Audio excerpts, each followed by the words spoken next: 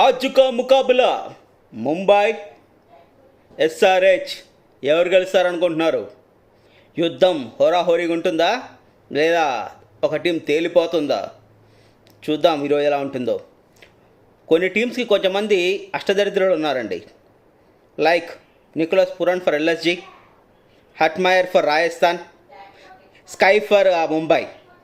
ఇలాంటి అష్టదరిద్రులు కొంతమంది ఉన్నారు.